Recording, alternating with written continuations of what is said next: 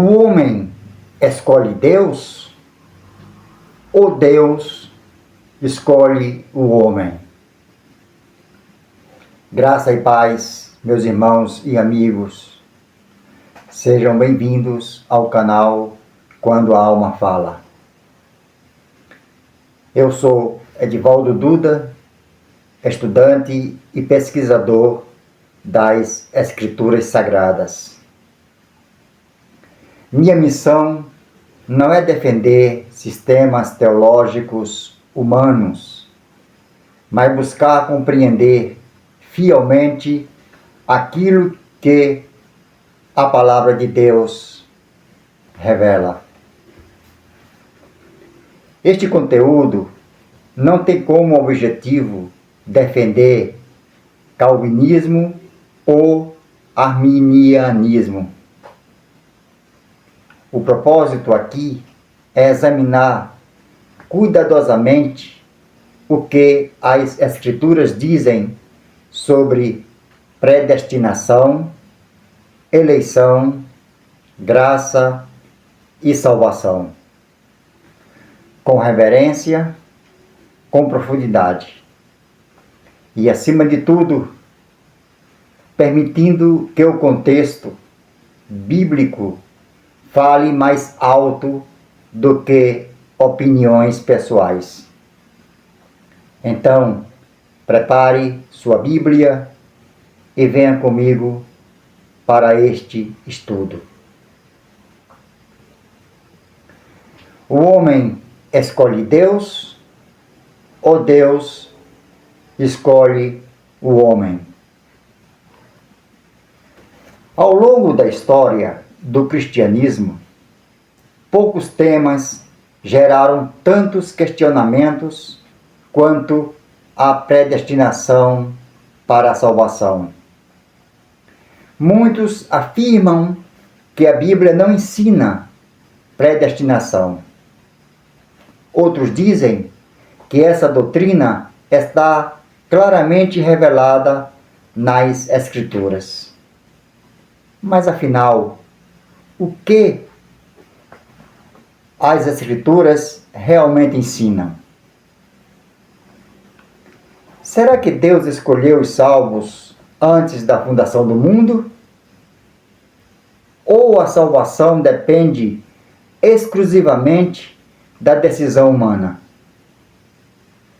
Como entender textos como Efésios 1, Romanos 8 e João 6?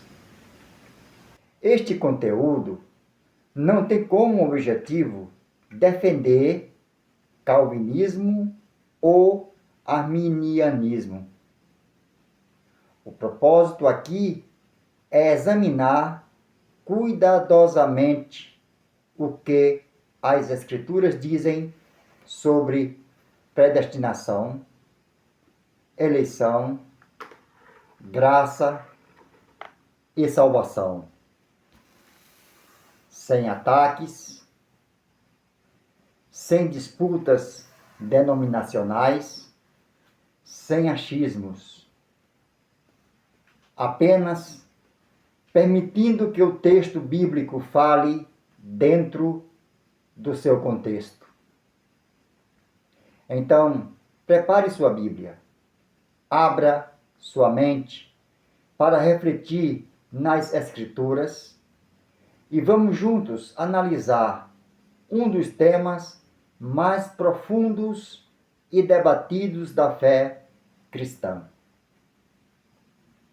Antes de analisarmos os textos mais debatidos sobre esse tema, precisamos primeiro entender algo fundamental. O que significa predestinação biblicamente? Essa palavra realmente aparece nas Escrituras? E qual é o sentido dela dentro do contexto bíblico? Porque muitas vezes debates teológicos surgem quando conceitos são definidos por sistemas humanos e não pelo próprio texto sagrado. Então vamos começar examinando o significado bíblico dessas expressões. A palavra predestinação vem da ideia de determinar previamente, estabelecer antecipadamente, decidir antes. No Novo Testamento, o termo grego usado é proorison, que carrega a ideia de determinar de antemão ou estabelecer previamente. Onde aparece a palavra predestinação? Romanos, capítulo 8, versículos 29 a 30. Efésios, capítulo 1, versículo 5. E Efésios, capítulo 1 e o versículo 11. Independentemente das diferentes interpretações teológicas, uma coisa é inegável. A palavra predestinação realmente aparece na Bíblia.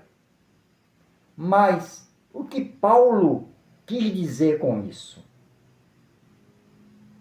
Essa é uma pergunta mais importante que devemos fazer ao estudar Efésios capítulo 1. Porque antes de aceitarmos interpretações prontas, opiniões teológicas ou conclusões humanas, precisamos permitir que o próprio texto bíblico revele seu significado dentro do contexto. Ao escrever aos Efésios, Paulo não está discutindo filosofia humana, nem tentando criar um sistema teológico. Ele está exaltando a grandeza da graça de Deus e o plano eterno da redenção em Cristo. Observe que Paulo afirma,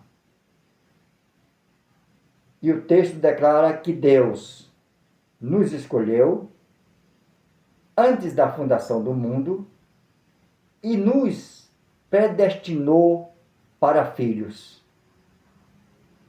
Isso significa que Paulo apresenta uma ação divina anterior à existência humana.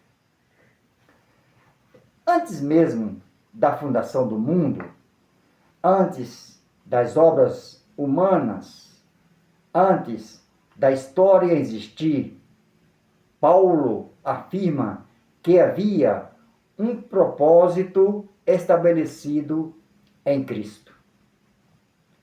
Mas perceba algo importante.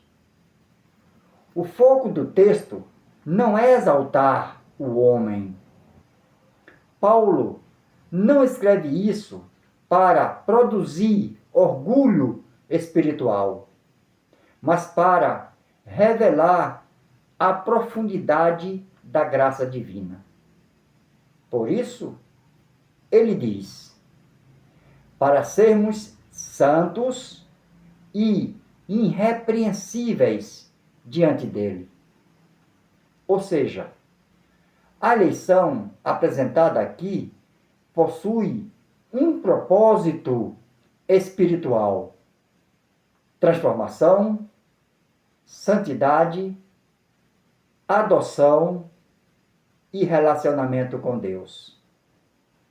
E quando Paulo afirma, nos predestinou para filhos de adoção por Jesus Cristo, ele conecta diretamente a predestinação com salvação, filiação espiritual e redenção em Cristo.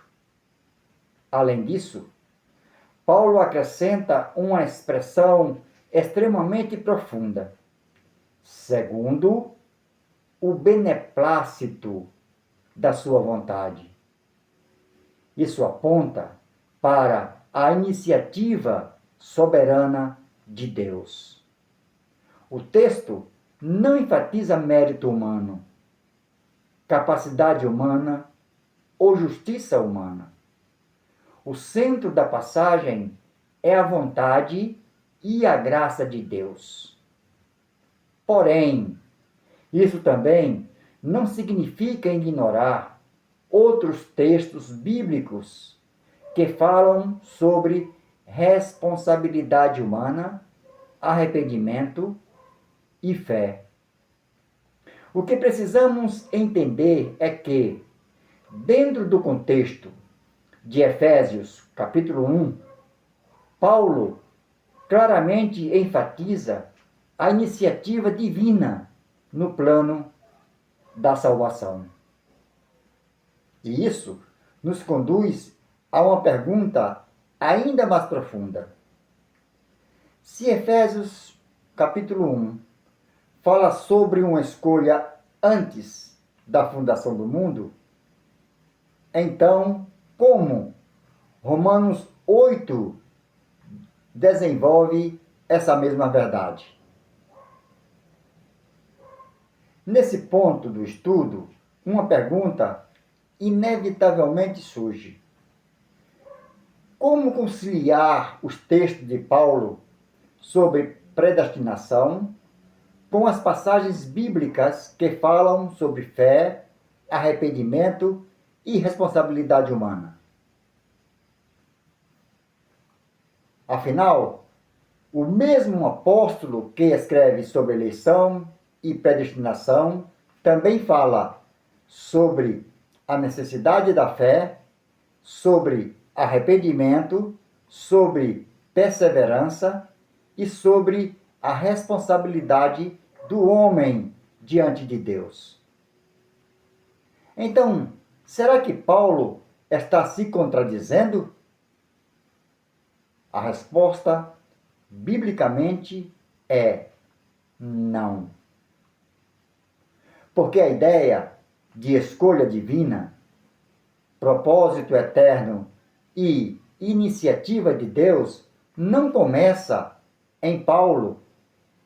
Na verdade, essa linha já pode ser observada desde o Antigo Testamento, atravessando toda a narrativa bíblica até chegar às cartas apostólicas.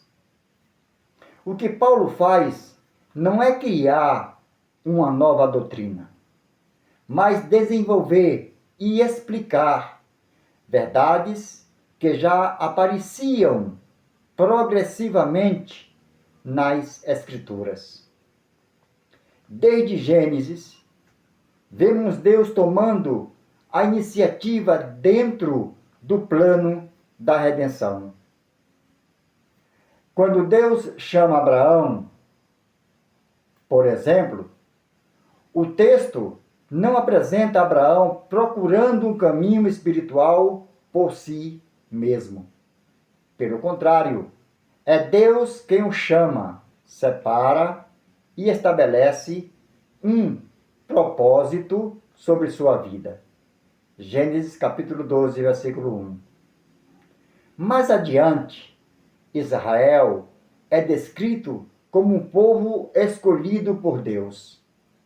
E o próprio texto deixa claro que essa escolha não aconteceu por mérito, grandeza ou superioridade humana. Deuteronômio capítulo 7, versículos de 6 a 8. O Senhor afirma que escolheu Israel por amor e segundo o seu propósito. Depois encontramos outro exemplo, extremamente profundo na história de Jacó e Esaú.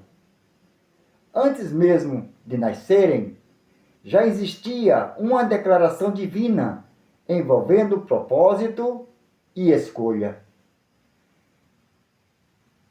Malaquias capítulo 1, versículo 2 e 3. E não por acaso, Paulo retorna exatamente esse exemplo em Romanos capítulo 9.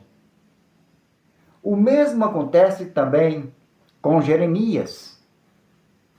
Em Jeremias 1, versículo 5, diz assim: Antes que te formasse no ventre, eu te conheci. Mais uma vez vemos conhecimento prévio, separação, chamado e propósito divino. Quando chegamos ao Novo Testamento, Jesus também apresenta declarações profundas sobre a iniciativa do Pai na salvação. João capítulo 6, versículo 37 a 44, Cristo declara: Todo aquele que o Pai me dá, virá a mim. E ninguém pode vir a mim se o Pai não o trouxer. Em outro momento, Jesus afirma, em João capítulo 15, versículo 16, Não fostes vós que me escolhestes a mim, mas eu vos escolhi a vós. Portanto, quando Paulo fala sobre eleição e predestinação, ele não está se contradizendo e nem criando uma ideia isolada. Ele está dando continuidade a uma revelação bíblica que atravessa tanto o Antigo quanto o Novo Testamento. Isso não elimina automaticamente textos que falam sobre fé, arrependimento e responsabilidade humana, deixando isso bem claro. Porém, revela que as Escrituras também apresentam de maneira clara a soberania e a iniciativa de Deus dentro do plano da salvação. E talvez o grande erro não esteja no texto bíblico, mas na tentativa humana de reduzir completamente um tema tão profundo apenas a sistemas teológicos limitados. Por isso, precisamos continuar examinando cuidadosamente cada passagem dentro do seu contexto, permitindo que a Bíblia interprete a Bíblia.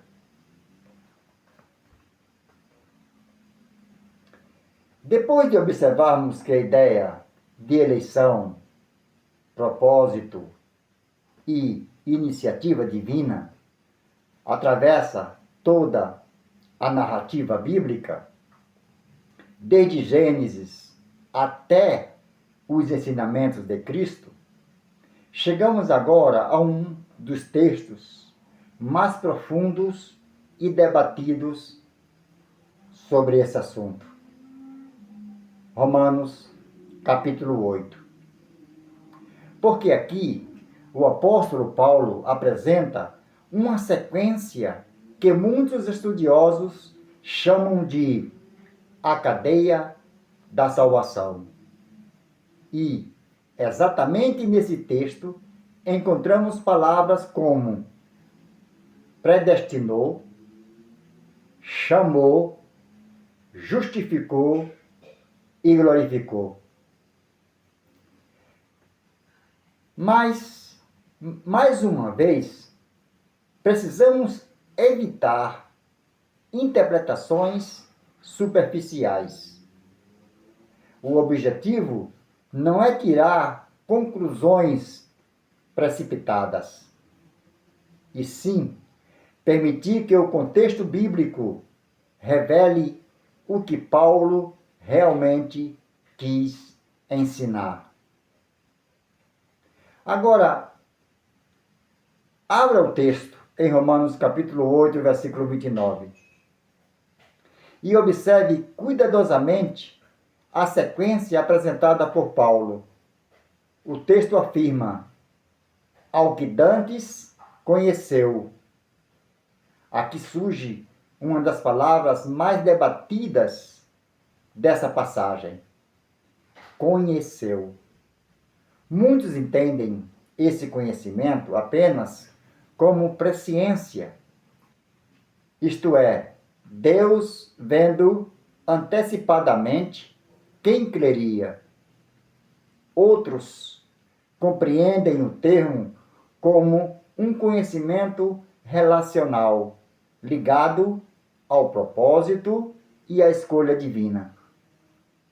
E, independentemente das interpretações teológicas, o importante aqui é perceber que Paulo apresenta uma ação iniciada em Deus. Em seguida, ele afirma: também os predestinou. Mais uma vez, a predestinação aparece diretamente ligada ao propósito da salvação. Mas perceba algo extremamente importante. O objetivo da predestinação no texto é serem conformes à imagem de seu Filho. O foco, novamente, não é exaltar homens, mas revelar o propósito de Deus de formar um povo semelhante a Cristo. Depois Paulo continua: e aos que predestinou, a este também chamou. Aqui vemos uma sequência progressiva: conhecimento, predestinação, chamado, justificação, glorificação. E Paulo apresenta essa cadeia como parte de um propósito divino contínuo. Isso não significa que todas as perguntas humanas sobre soberania e responsabilidade sejam totalmente respondidas neste texto. Mas significa que Romanos 8 claramente enfatiza iniciativa divina, propósito eterno, graça e transformação espiritual. E talvez um dos pontos mais profundos dessa passagem seja perceber que Paulo fala da glorificação futura dos salvos como algo tão certo no propósito de Deus que ele escreve como se já tivesse acontecido. A esses também glorificou. Isso revela a segurança e a firmeza do propósito divino dentro da salvação. E então surge outra pergunta extremamente importante. Se Deus demonstra iniciativa e propósito da salvação, como entender os textos bíblicos?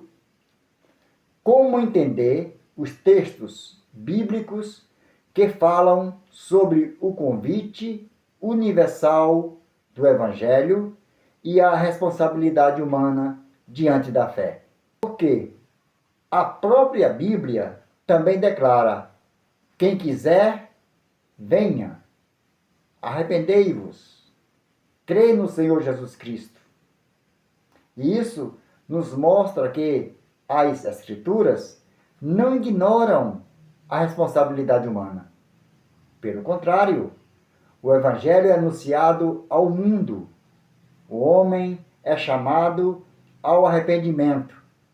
A fé é apresentada como necessária.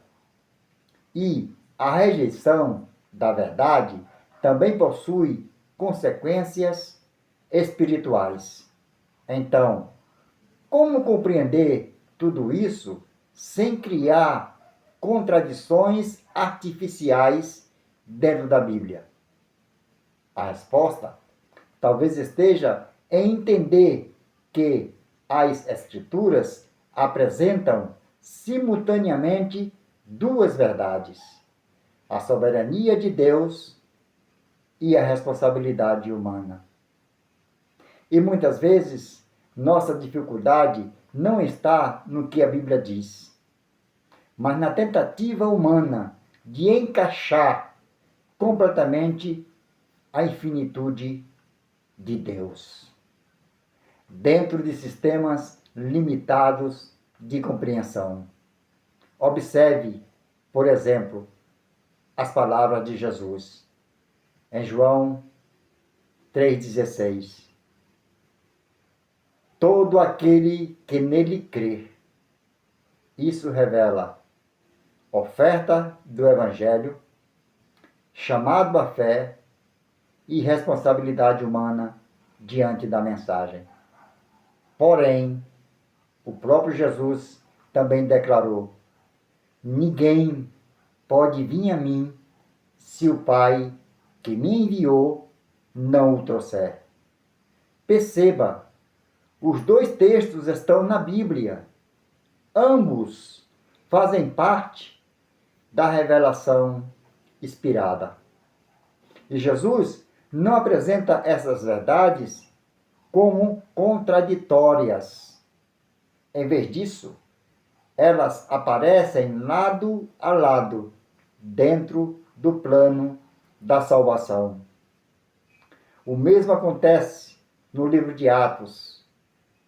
O Evangelho é pregado publicamente, chamando homens ao arrependimento e à fé. Mas, ao mesmo tempo, encontramos textos como Atos 13, 48, o que revela novamente a ação de Deus dentro da salvação. Isso significa que a Bíblia apresenta um tema muito mais profundo do que simples debates humanos conseguem explicar completamente. Existe chamado universal do Evangelho. Existe responsabilidade humana. Existe necessidade de arrependimento. Existe necessidade de fé.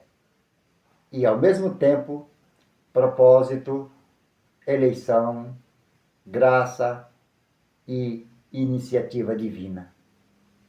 E talvez seja exatamente por isso que Paulo, ao falar da salvação, constantemente direciona toda a glória não ao homem, mas a Deus.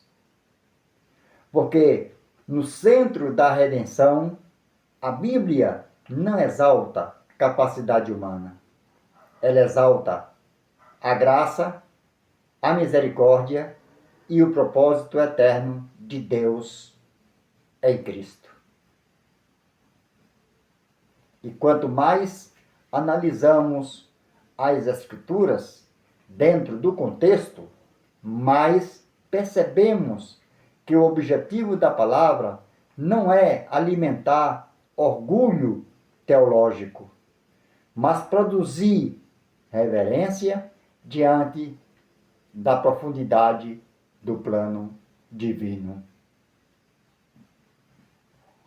Depois de analisarmos Efésios 1, Romanos 8 e os ensinamentos de Jesus sobre a iniciativa divina e a responsabilidade humana, chegamos agora a um dos capítulos mais profundos e debatidos das Escrituras. Romanos, capítulo 9. Porque aqui o apóstolo Paulo aborda diretamente questões envolvendo eleição, misericórdia, endurecimento e o propósito soberano de Deus. E exatamente por isso, esse texto tem sido alvo de inúmeras interpretações e debates ao longo da história cristã. Mas, uma vez precisamos evitar extremos e permitir que o próprio contexto bíblico conduza nossa compreensão. Antes de tudo, é importante lembrar que Romanos 9 faz parte de uma sequência iniciada nos capítulos anteriores. Paulo está tratando da salvação, das promessas de Israel, da graça e do propósito de Deus na redenção. E dentro desse contexto ele escreve Romanos capítulo 9, versículo 10. E observe cuidadosamente o que o texto afirma. Antes mesmo de os filhos nascerem, não tendo eles feito bem ou mal, Deus declara: o maior servirá ao menor. E Paulo explica o motivo. Para que o propósito de Deus, segundo a eleição, permanecesse. Isso significa que Paulo apresenta uma escolha anterior às obras humanas. O foco do texto não está em mérito humano, desempenho humano ou justiça humana. O centro da passagem é o propósito divino. Porém, isso não significa que Deus seja injusto. E o próprio Paulo antecipa exatamente essa pergunta no versículo seguinte, Romanos 9, 14. Observe que Paulo pergunta: há injustiça da parte de Deus? E imediatamente responde: de maneira nenhuma. Em seguida, ele cita: terei misericórdia de quem eu tiver misericórdia. Aqui Paulo enfatiza novamente misericórdia divina, soberania divina e iniciativa divina. Porque misericórdia, por definição, não é algo exigido por mérito. Misericórdia é graça concedida. Isso também não significa que Paulo esteja anulando completamente a responsabilidade humana. Porque nos próprios capítulos seguintes, ele continua chamando ao arrependimento, falando sobre fé e mostrando a necessidade da pregação do Evangelho. Portanto, Romanos 9 não pode ser isolado do restante das Escrituras, mas também não pode ser ignorado simplesmente porque desafia interpretações humanas mais confortáveis. E talvez um dos maiores problemas nos debates teológicos sejam justamente este. Muitos tentam enfatizar apenas os textos que favorecem sua linha doutrinária, enquanto ignoram passagens que exigem mais profundidade, humildade e reverência diante do mistério da soberania de Deus.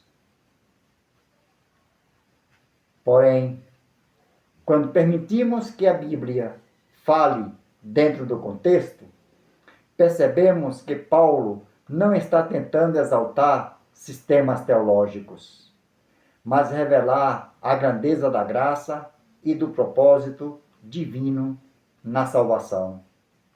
Talvez um dos maiores desafios dentro dos debates teológicos seja justamente este: quando homens começam a defender sistemas doutrinários com mais intensidade do que examinam as próprias Escrituras.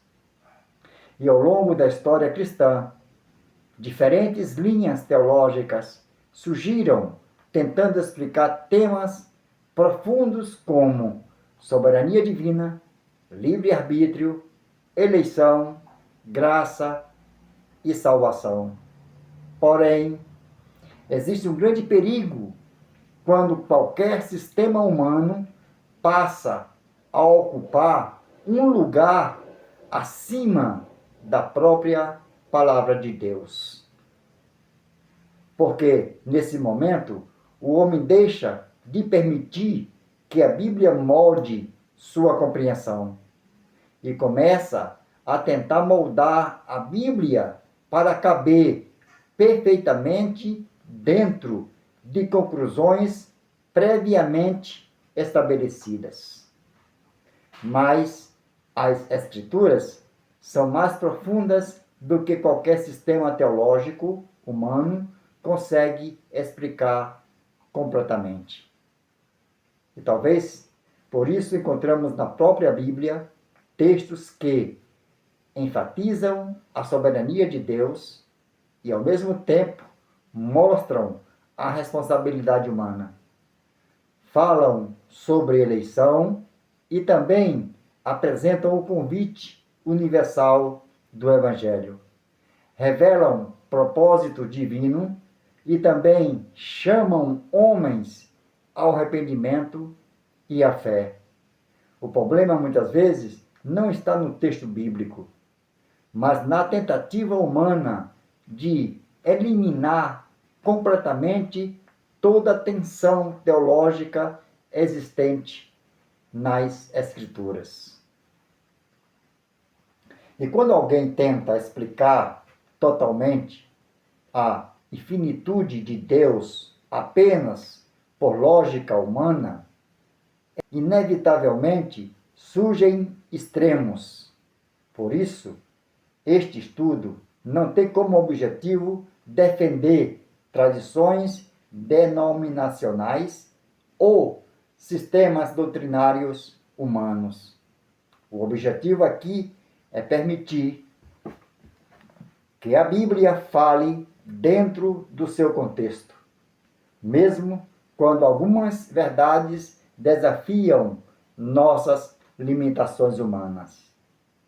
Porque um verdadeiro estudante das Escrituras não deve buscar apenas textos que confirmem suas preferências teológicas, mas toda a revelação bíblica em sua integridade.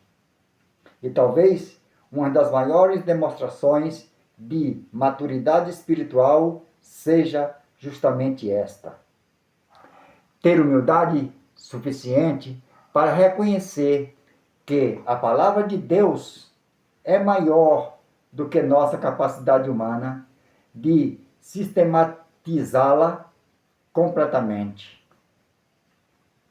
Se Cristo é apresentado como um cordeiro preparado antes da fundação do mundo, o que isso revela sobre o plano da salvação?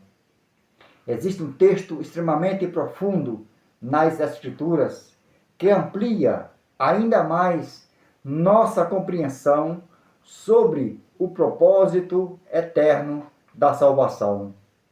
A Bíblia apresenta Cristo como o Cordeiro, ligado a um plano estabelecido antes da fundação do mundo. 1 Pedro, capítulo 1, versículo 19. Pedro declara que Cristo foi conhecido ainda antes da fundação do mundo. Isso significa que a redenção não surgiu como uma solução improvisada depois da queda do homem. O plano da salvação já fazia parte do propósito eterno de Deus, antes mesmo da criação do mundo, antes da história humana, antes da existência do pecado no tempo humano. As Escrituras já apresentam Cristo ligado ao plano redentor. Isso revela algo extremamente profundo. Deus não foi surpreendido pela queda da humanidade. E a cruz não foi um acidente da história. A redenção em Cristo fazia parte do propósito eterno divino. E isso se conecta diretamente com tudo o que Paulo escreve sobre eleição, predestinação, graça e propósito eterno. Porque se Cristo já estava ligado ao plano redentor antes da fundação do mundo, então a salvação não pode ser entendida apenas como uma reação divina aos acontecimentos humanos. As Escrituras revelam um propósito muito mais profundo, um plano eterno estabelecido em Cristo. E talvez seja exatamente por isso que Paulo declara em Efésios capítulo 1, versículo 4, nos escolheu nele antes da fundação do mundo. Observe, o centro de tudo continua sendo Cristo. A eleição aponta para Cristo. A redenção aponta para Cristo. A graça aponta para Cristo. E o propósito eterno da salvação converge completamente na pessoa de Jesus.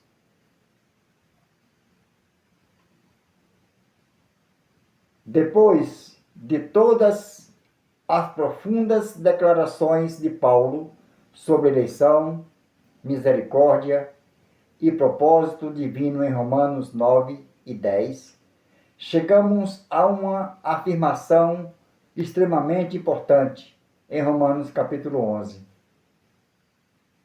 Assim, pois, também agora, neste tempo, ficou um remanescente, segundo a eleição da graça. Observe cuidadosamente essa expressão, eleição da graça.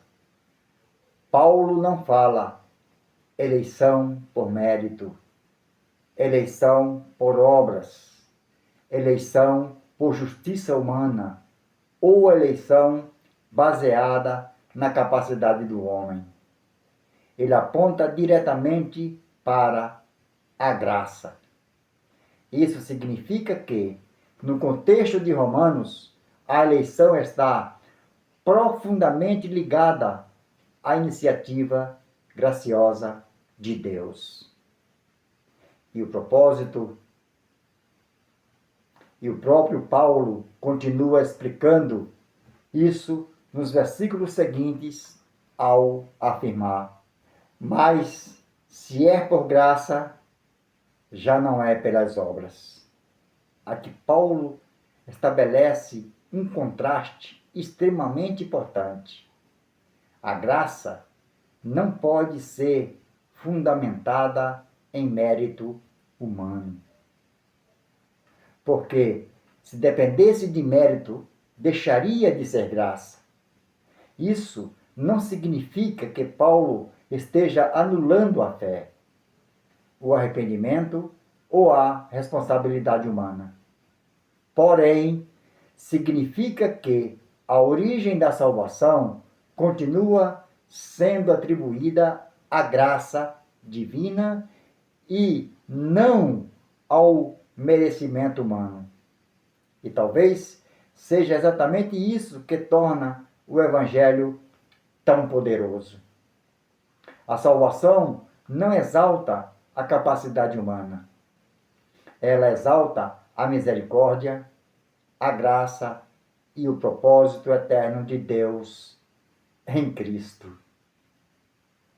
E essa ideia de um remanescente preservado segundo o propósito de Deus não aparece apenas nas cartas de Paulo.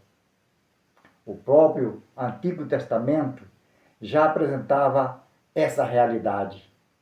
Observe as palavras do profeta Isaías. Isaías capítulo 65, versículo 9. Aqui Deus declara que faria sair uma descendência de Jacó, e os meus eleitos herdarão a terra. Observe novamente a presença da expressão meus eleitos. Isso mostra que a linguagem de eleição já fazia parte da revelação bíblica muito antes do Novo Testamento. E dentro do contexto de Isaías, o foco não está em exaltar mérito humano, mas em revelar preservação divina, propósito divino e fidelidade divina, mesmo em meio à corrupção espiritual de Israel. Deus declara que preservaria um remanescente segundo o seu propósito. Isso se conecta diretamente com aquilo que Paulo descreve séculos depois em Romanos capítulo 11, sobre um remanescente segundo a eleição da graça. Portanto, quando analisamos cuidadosamente toda a narrativa bíblica, percebemos que eleição, graça, remanescente, propósito e iniciativa divina não aparecem como ideias isoladas em um único texto. Esses temas atravessam progressivamente tanto o Antigo quanto o Novo Testamento. E quanto mais observamos isso dentro do contexto bíblico, mais percebemos que a salvação é apresentada nas Escrituras como algo profundamente ligado ao propósito eterno de Deus. Outro texto extremamente importante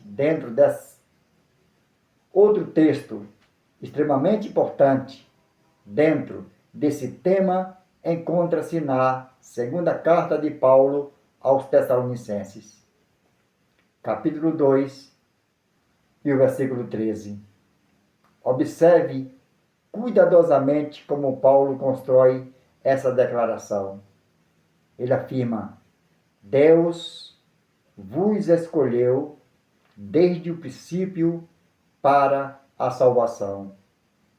Mais uma vez encontramos escolha, iniciativa divina e salvação, diretamente conectadas no texto bíblico. Porém, perceba algo extremamente importante. Paulo não para aí. Ele continua dizendo: em santificação do Espírito e fé da verdade. Isso revela que a salvação apresentada nas Escrituras não é uma ideia fria, mecânica ou desconectada da transformação espiritual e da fé. Pelo contrário, o texto une ação divina, obra do Espírito, santificação e fé na verdade. E isso mostra novamente que a Bíblia apresenta a salvação de maneira muito mais profunda do que simplificações teológicas extremas conseguem explicar. Porque, ao mesmo tempo em que Paulo afirma Deus vos escolheu, ele também fala sobre santificação, atuação do Espírito e fé na verdade. Portanto, o próprio texto bíblico mantém lado a lado soberania divina, graça e responsabilidade espiritual. E talvez seja exatamente esse equilíbrio que muitos debates acabam perdendo quando tentam enfatizar apenas um lado das Escrituras enquanto ignoram o outro. Mas quando permitimos que a Bíblia fale em sua integridade, percebemos que Paulo constantemente aponta toda a salvação para a graça de Deus, o propósito eterno, a obra de Cristo e a atuação do Espírito Santo na vida do homem. Depois de examinarmos cuidadosamente textos das Escrituras, uma verdade se torna impossível ignorar. A Bíblia realmente apresenta eleição, graça, propósito eterno e iniciativa divina, dentro do plano da salvação. E isso não aparece apenas em um versículo isolado, mas atravessa progressivamente tanto o Antigo quanto o Novo Testamento. Porém, diante de tudo isso, talvez a pergunta mais importante não seja qual sistema teológico está completamente certo, mas sim o que toda essa revelação produz em nosso coração diante de Deus. Porque quanto mais estudarmos as Escrituras profundamente, menos espaço existe para orgulho humano. A Bíblia constantemente direciona toda a glória da salvação para a graça, a misericórdia e o propósito eterno de Deus em Cristo. E talvez seja exatamente isso que Paulo queria produzir quando escreveu sobre eleição, predestinação e graça. Não debates arrogantes, mas reverência diante da grandeza do plano divino. O homem não deve olhar para essas verdades para se sentir superior espiritualmente. Pelo contrário, deve olhar para elas com humildade, temor, gratidão e adoração, porque a salvação pertence ao Senhor. E quanto mais compreendermos a profundidade da graça, mais percebemos que nenhum homem pode se gloriar diante de Deus. Talvez nunca consigamos explicar completamente todos os méritos envolvendo. Talvez nunca consigamos explicar completamente todos os mistérios envolvendo soberania divina e responsabilidade humana. Mas uma coisa as Escrituras deixam clara: a salvação é apresentada na Bíblia como obra da graça de Deus em Cristo Jesus. E, exatamente por isso, toda honra, toda glória e todo louvor pertencem ao Senhor eternamente. Antes de encerrarmos este estudo, existe algo muito importante que precisa ficar em nosso coração. Jamais substitua o estudo sincero das Escrituras por opiniões humanas, tradições religiosas ou sistemas teológicos. Porque acima de qualquer linha doutrinária, a palavra de Deus continua sendo a maior autoridade espiritual que existe. Infelizmente, muitas pessoas passam anos apenas repetindo aquilo que ouviram, sem nunca examinar profundamente o que a Bíblia realmente ensina. Mas o verdadeiro crescimento espiritual começa quando o homem abre as Escrituras com humildade, reverência e sede pela verdade. Estudar a Bíblia não é apenas adquirir conhecimento, é permitir que Deus transforme nossa mente, nosso coração, nossa fé e nossa compreensão espiritual. Quanto mais estudamos as Escrituras dentro do contexto, mais percebemos a profundidade da graça, da soberania, da justiça e do propósito eterno de Deus. E talvez uma das maiores evidências de maturidade espiritual não seja ter todas as, ter todas as respostas, mas reconhecer com humildade que a palavra de Deus é infinitamente maior do que nossa compreensão humana. Por isso, leia a Bíblia, examine os textos, compare as Escrituras, ore, reflita e nunca permita que homens pensem por você espiritualmente. Seja como os bereanos, que examinavam diariamente as Escrituras para verificar se as coisas realmente eram assim. Atos, capítulo 17, versículo 11. Porque quando a Bíblia é estudada com sinceridade e reverência, ela não apenas reforma. Porque quando a Bíblia é estudada com sinceridade e reverência, ela não apenas informa, ela transforma. Que a graça de Deus continue iluminando seu entendimento, fortalecendo sua fé e conduzindo você cada vez mais profundamente na verdade das Escrituras.